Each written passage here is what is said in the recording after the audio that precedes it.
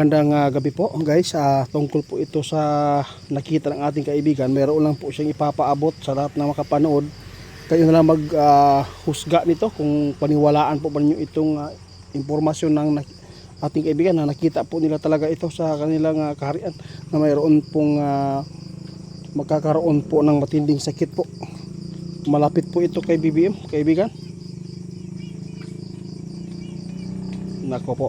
Ito po ang tandaan po ninyo mga idol. Mayroon po daw malapit. Kaya BBM ay magkaroon po ng matinding sakit. At hindi lang po.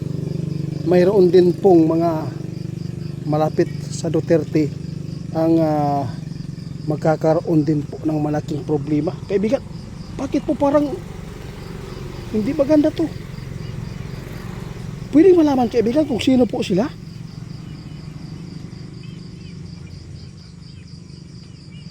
Naku po. Guys, ipinapaabot ni kaibigan ito para yung mga tao na hindi po daw naniniwala sa kanya, tandaan po daw ninyo ito mga idol.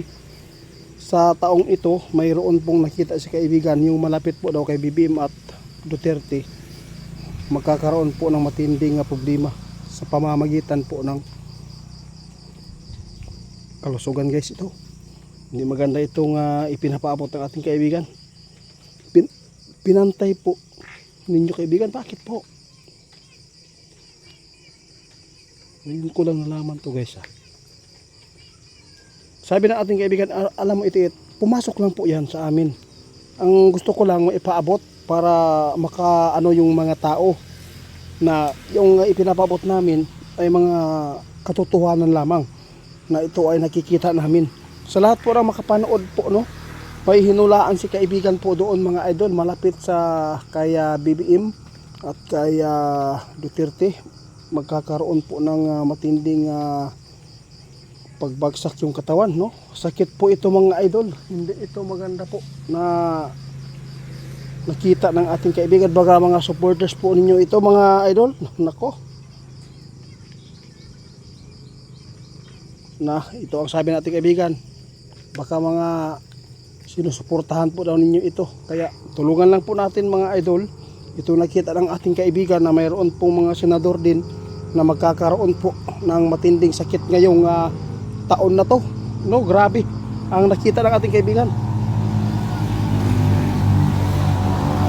Siguro kaibigan, dahil siguro sa stress na ang dami talaga guys na mga senador na nakitaan ng ating kaibigan ngayon na grabe po ang mga ginagawa na hindi maganda.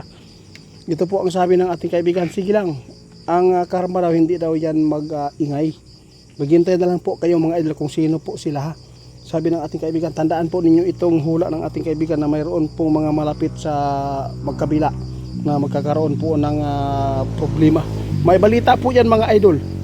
Tandaan po ninyo kasi si BBM ay nahulaan na po yan ni kaibigan na magkakaroon ng problema tungkol po sa sakit din nangyari po. Ngayon, ang nakakatakot lang kasi may nagpaabot sa atin na ng delikado dyan. Talagang mahuhulog sa cancer kapag hindi daw maagapan. Di ba kaibigan?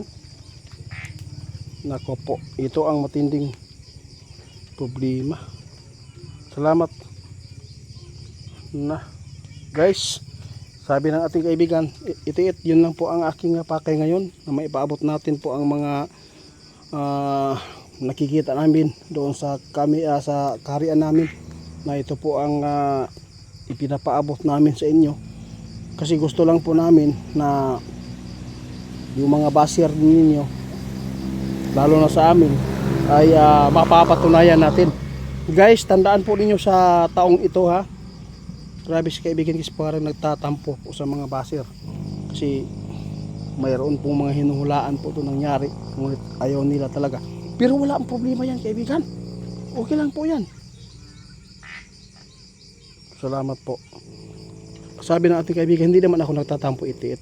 Gusto ko lang linawin sa kanila na ito nakita namin ay totoo. Sige lang guys, abangan po nyo ang karma ha. Hindi naman po tayo ay humiling o nanalangin na ito po ang mangyari sa kanila. Tao naman sila, pero hula lang ito ng ating kaibigan na ito po ang mangyayari.